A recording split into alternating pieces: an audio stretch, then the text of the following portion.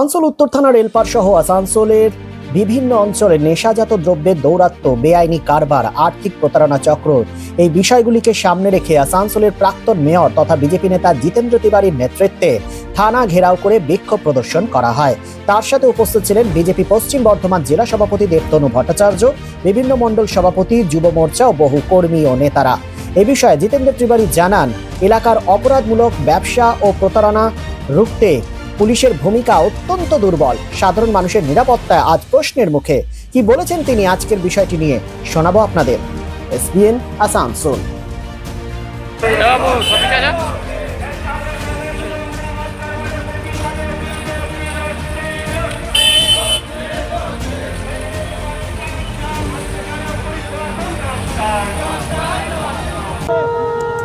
আপনারা জানেন যে আসানসোলের রেলপার অঞ্চল, এই অঞ্চলে কয়েকদিন আগে একটা চিটফান্ডের ঘটনার অভিযোগ হয়েছিল।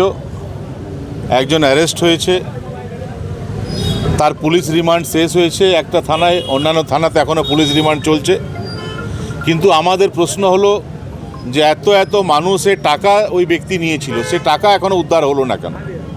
হয় এই টাকা ওর কাছে আছে, আর তা না হলে ও অন্য কোনো ব্যক্তিকে দিয়েছে। তো পুলিশ যে এতদিন তাকে রিমান্ডে রাখলো, ওই টাকার হদিশ কেন পাওয়া গেল না? খালি আমরা শুনছি আজ এই থানা রিমান্ড নিয়েছে, কাল ওই থানা রিমান্ড নিয়েছে, বিভিন্ন থানায় ঘোরানো হয়েছে। আমরা তো ও থানায় ঘুরুক এটার জন্য পুলিশের কাছে আসছি না। আমরা চাইছি যে যারা ইনভেস্ট করেছিল, যারা ওকে টাকা দিয়েছিল, সে টাকা ফেরত কেন দেওয়া হচ্ছে না? টাকা এখন কোথায় আছে? যদি ওর কাছে আছে তাহলে ওর কাছ থেকে সিজ করে ফেরত দেওয়া হোক। আর ও যদি অন্য কোনো ব্যক্তিকে দিয়ে রেখেছে কোথাও, তো সে ব্যক্তি অবধি পুলিশ কেন পৌঁছাচ্ছে না? তাহলে কি সে ব্যক্তি কোনো প্রভাবশালী ব্যক্তি? সে কারণে পুলিশ তার কাছে পৌঁছতে পারছে না? এই কয়েকটা প্রশ্ন নিয়ে আজ আমরা নর্থ থানার কাছে এসেছি। আপনারা জানেন যে ব্রিজ আছে স্টেশন থেকে আসতে, যে রেলপার অঞ্চলে ব্রিজ, প্রত্যেক দিন 40-50 হাজার 1 লক্ষ 2 লক্ষ লোক ওই রাস্তা থেকে পারাপার করে। ওই ব্রিজের অবস্থা দেখুন, 1.5 ঘন্টা 3 ঘন্টা 2 ঘন্টা লেগে যাচ্ছে ওই ব্রিজ পেরোতে, এত জামের সমস্যা। রেলপারে বিভিন্ন অঞ্চলে মদের ব্যবসা অবাধে চলছে, কেউ দেখার লোক নেই। ড্রাগস, যে কোনো পুরো রেলপার অঞ্চলে মাদার ডেয়ারির দুধ যত না পাওয়া যায় তার চেয়ে বেশি ড্রাগস পাওয়া যাচ্ছে। এটা কেন মেনে নেওয়া হবে? এর বিরুদ্ধে পুলিশকে ব্যবস্থা নিতে হবে, এই দাবি নিয়ে আমরা এসেছি। চুরি হলে, ব্যক্তি চুরি কমপ্লেন করলে কেস স্টার্ট হচ্ছে না, কেননা পুলিশ আধিকারিকরা মনে হচ্ছে যে কেস স্টার্ট হলে তাদের নাকি রেকর্ড খারাপ হয়ে যাবে। আরে ভাই, চুরিটা বন্ধ করো, চুরি বন্ধ করতে পারছো না, এটা তো অনন্তকাল চলতে পারে না। তাই আমাদের রেলপারে কাউন্সিলর গৌরব গুপ্তার এবং অন্যান্য যে আমাদের ছেলেরা আছে, তারা আজকে প্রতীকী একটা ডেমনস্ট্রেশন দিচ্ছে নর্থ থানায়। এরপরেও যদি কাজ না হয়, 72 ঘন্টার মধ্যে পুলিশ যদি অ্যাকশন না নেয়, তাহলে লাগাতার গণতান্ত্রিক ব্যবস্থায় যে রাস্তা জানা আছে, সেই রাস্তায় লাগাতার নর্থ থানার সামনে আমাদের ধর্না কর্মসূচি চলবে। মানুষের স্বার্থে ভারতীয় জনতা পার্টি অতীতেও লড়াই করেছে, এখনও লড়াই করছে, আগামী দিনেও লড়াই করবে।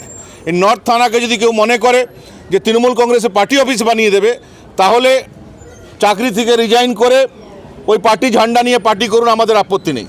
কিন্তু আমাদের করের টাকায়, আমাদের ট্যাক্সের টাকায় পুলিশ আধিকারিকদের বেতন হবে, আর তারা তৃণমূল কংগ্রেসের কথাই চলবে, এটা মেনে নেওয়া যায় না। তাদেরকে চলতে হবে দেশের যে আইন, আমাদের রাজ্যের যে আইন, যে সংবিধানে বিভিন্ন ধারা উপধারা, সেটা মেনে তাদেরকে চলতে হবে। সেটা মেনে যদি তারা না চলে, তাহলে গণতান্ত্রিক ব্যবস্থায় যে আন্দোলন করা যায়, সব আন্দোলন আমরা সংগঠিত করব।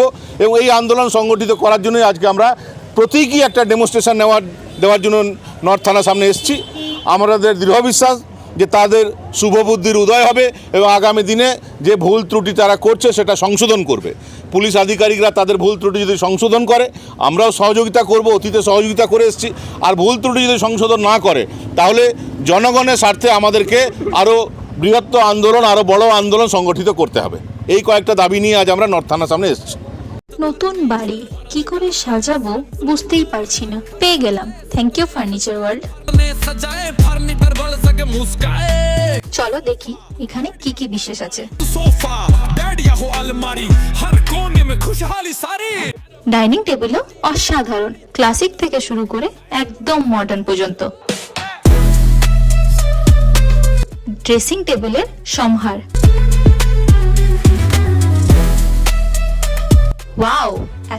ভান্স।